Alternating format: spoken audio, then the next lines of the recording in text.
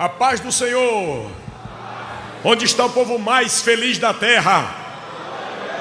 Glória a Deus. É bom estarmos na casa de Deus, é bom estar na presença de Deus. E nesta noite já estamos alimentados pela sua palavra. Mas como nosso pastor nos deu a oportunidade para falar a palavra de Deus, eu não posso recuar diante disso.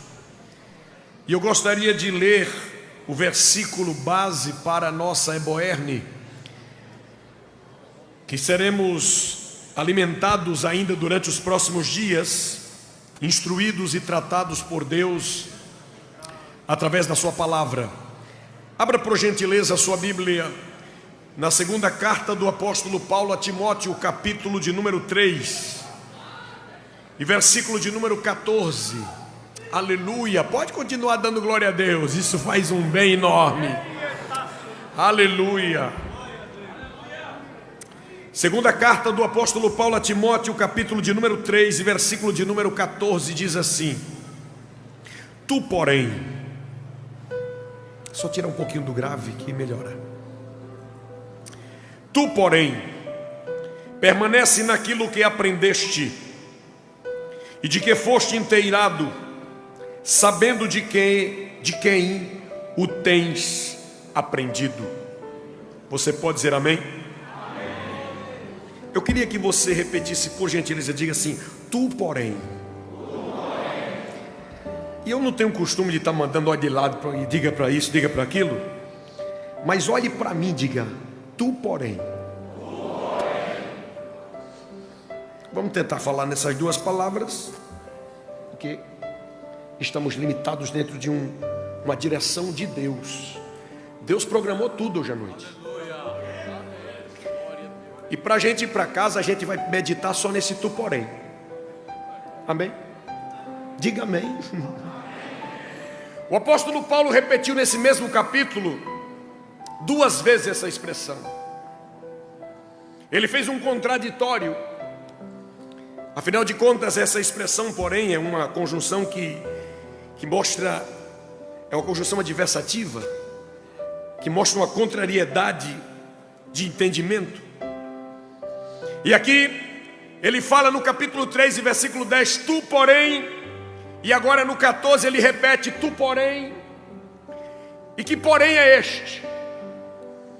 O apóstolo Paulo estava escrevendo a alguém que ele havia mencionado nas suas cartas pelo menos 7 vezes, escrevendo aos Colossenses, aos Filipenses, a Filemon, nas duas cartas endereçadas ao próprio Timóteo.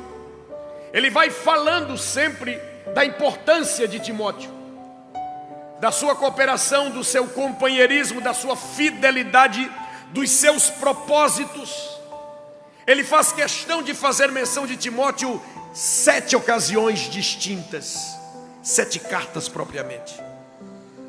E agora, sabendo que o tempo da sua partida estava próximo, ele escreve uma carta diferente da primeira, porque a primeira foi muito instrutiva e pode receber o nome de fato de epístola, porque era instrutiva. E agora nesta segunda carta, além de instrutiva, ele trata com uma delicadeza e uma pontualidade muito grande. Ele pontua, dando a entender que agora era a hora X, era a hora especial, era a hora determinada. E ele diz: Timóteo, agora é para valer.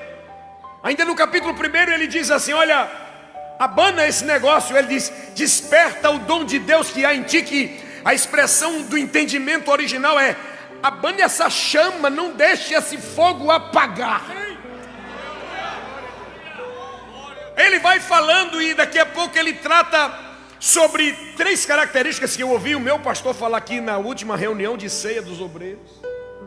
O senhor falou sobre 3, falou de 4, mas eu vou só mencionar 3, pastor, está certo? O senhor me permite? Ele falou de 3 coisas importantes, que o pastor também falou sobre aquele que é filho. Mas ele fala sobre o soldado, sobre o atleta e sobre o agricultor. E depois de falar das peculiaridades da relação destas 3 figuras, ele diz assim: olha, agora entendendo tudo isso, você, Timóteo, que vai continuar Você, Timóteo, que vai segurar o bastão. Você que está correndo junto comigo na mesma direção. Você que está andando na mesma pisada, no mesmo ritmo. Olha, apresentará a Deus aprovado. Como obreiro que não tem de que se envergonhar, ele que maneja bem a palavra da verdade. Ele fala sobre caráter e serviço. E ele continua e daqui a pouco diz: presta atenção. Porque nos últimos dias, quem acredita que os últimos dias chegaram? Nos últimos dias sobrevirão tempos trabalhosos. E ele não está falando da população no modo geral, não. Está falando de peça rara do nosso meio. Ele não está falando desses vadios que pula carnaval, não. Está falando daqueles que estavam no nosso meio. Na linguagem de hoje, os de paletó e gravata mesmo. Nos últimos dias sobrevirão tempos trabalhosos, duros, difíceis, de crise, chalepos. Que os homens serão amantes de si mesmos, importado consigo. Eu quero é levar vantagem. Eu quero me dar bem. Eu amo a mim, depois de mim eu amo a mim de novo. E depois de mim eu amo a mim de novo. E continuo amando a mim. Porque para mim mais importante sou eu. Depois de mim sou eu de novo. E na sequência eu ainda. Aí ele vai dando características. Se você quiser depois ler, não lê agora não, porque não vai dar tempo. Mas diz assim, olha, essas pessoas são presunçosas. Você sabe o que é o presunçoso? É o camarada que concebe uma ideia e não aceita conselho de ninguém e nem proposta de ninguém. E ele acha que o que ele pensa que é verdadeiro e nada mais importa. Ele é um presunçoso. Então ele é amante de si mesmo. E o resto que vem por aí é só característica de quem é amante de si mesmo. Ele fala do soberbo, nem preciso falar. Ele fala do blasfemo, o camarada não respeita nem a Deus, oh meu Deus. Ele é desobediente a pai e mãe, não respeita a Deus, nem a pai nem a mãe. Ele quer satisfazer a si. Ele é ingrato. Você vai falar que o ingrato ele é amante de si mesmo? Como é que você me agradece se eu reconhecer que eu lhe fiz uma coisa boa? Como é que você faz? Muito? Diga assim, obrigado pelo menos. Quando eu lhe fizer algo que você reconhecer que foi importante, você vai dizer assim, obrigado. O que quer dizer? Eu reconheço que o que você fez é importante, eu estou te devendo essa. Mas o quem é amante de si mesmo não se importa com nada que ninguém faça. E o que quer que alguém faça não tem importância nenhuma. Por que você está falando isso, pastor? Aguarde. Aí ele vai dizendo assim, olha, o ingrato, ele é amante de si mesmo, profano. Quem não tem afeto natural, o irreconciliável, ele não tem acordo com ninguém. Caluniador, é uma palavra que vem do grego chamada diabolos. Se lembrou de alguém? É a função dele. Não se importa com o prejuízo do que ele diz do outro, que não prova. E o negócio é causar escândalo, o negócio é apontar. Só se importa consigo, né? Ele vai falando e vai falando. Depois diz, ô Timóteo, faz o seguinte, você se afaste dessa raça.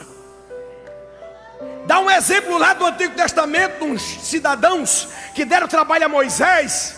E o resumo da ópera é que Paulo diz, eles são réprobos da fé. E a palavra para réprobo, sabe qual é? É o contrário daquela de aprovado. Procura apresentar-te é o dóquimo, aprovado. Réprobo é adóquimo. Aquele que está reprovado, aquele que não é sincero, aquele que não é verdadeiro, aquele que está errado. E quando Paulo diz, eles são réprobos da fé, na sequência ele diz, você porém...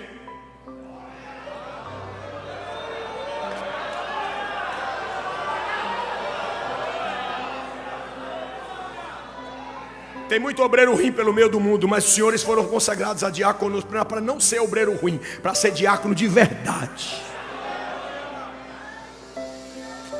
O senhor foi ordenado, agora consagrado ao presbitério, não foi para ser um presbítero, foi para ser um presbítero mesmo. Tem gente ruim por aí, tu porém,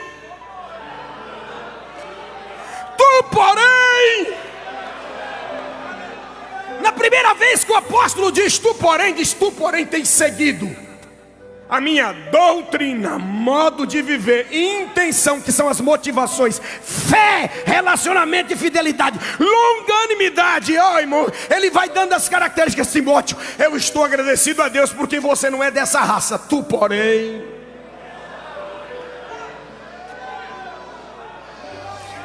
Aleluia, aleluia. Tu porém. Aí ele vai falando da rindade de novo, de gente que não presta. Aí diz: tu porém de novo. Tu porém permanece naquilo que aprendeste. Timóteo, a sua referência é alguém que tem as costas rasgadas, é alguém que naufragou, é alguém que lutou, combateu o bom combate, acabou a carreira, mas guardou a fé. A sua referência, olha, você tem referência. Hoje à noite nós tivemos aqui representantes de homens com referência. Você tem referência. Para de se basear em quem não presta e em quem errou.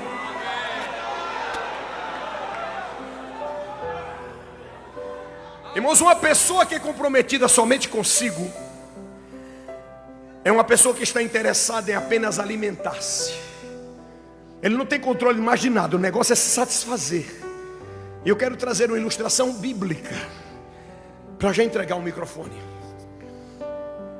A Bíblia conta a história de dois irmãos gêmeos.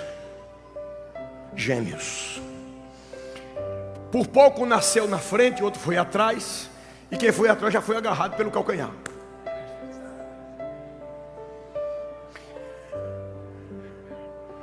Mas mesmo assim, um saiu primeiro.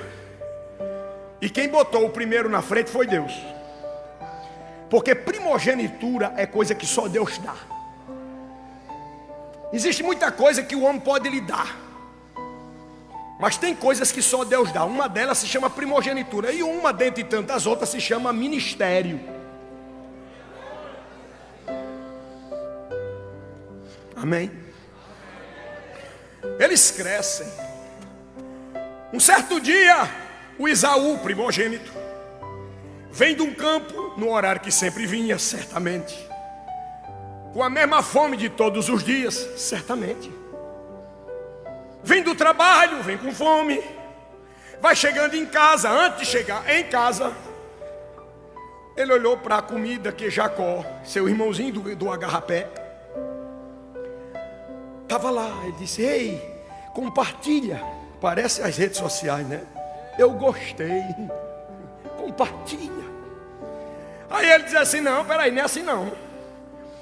Você vai ter direito, isso aqui é completo se quiser. Agora você vai me dar o direito da sua primogenitura. E Esaú resolveu abrir mão daquilo que somente Deus dá, por aquilo que qualquer homem pode oferecer.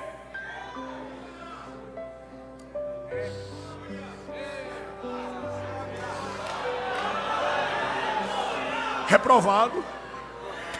Ele procurou com lágrimas, o escritor aos Hebreus diz, mas não encontrou lugar. Passaram-se os dias. A mãezinha deles, que era mais mãe de um do que mãe do outro, deu para notar já, não já? Diz assim: Jacózinho, meu filho. Não é você não, viu? Deus te guarde. Jacózinho, meu filho, teu pai vai transmitir a bênção. Esaú já correu no meio do mundo para pegar um cabrito. Você precisa entrar na frente e receber a bênção que já negociou. Cuidado. Ele diz: mas mamãe, tudo bem, e se me pega? E se papai descobre? Jacó não tinha temor de pecar. Jacó tinha medo de ser pego. Jacó tinha medo de ser descoberto. Ele não tinha medo de pecar. Ainda não tinha tido experiência com Deus. Igual um monte de pessoa que eu conheço, faz a coisa errada a vida inteira. O cuidado é não ser pego.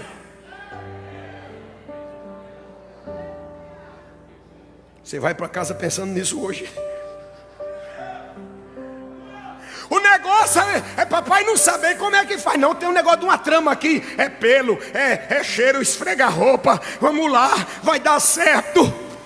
Na hora que o pai pergunta assim: como é seu nome? Ele diz que é Esaú. E continuou sendo Jacó.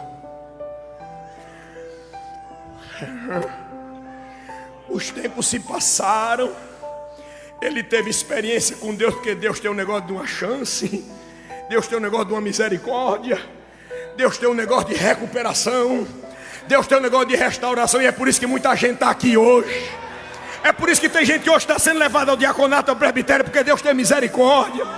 Aí Deus tratou, ajeitou, apertou o parafuso, deu as experiências e diz: agora é a hora do vamos ver. Diga seu nome. Agora ele diz: eu sou Jacó. Pronto, agora eu lhe transformo. Enquanto você disser que é Esaú, vai continuar permanecendo como Jacó. No dia que reconhecer que é Jacó, vai ser transformado por Deus, pelo próprio Deus.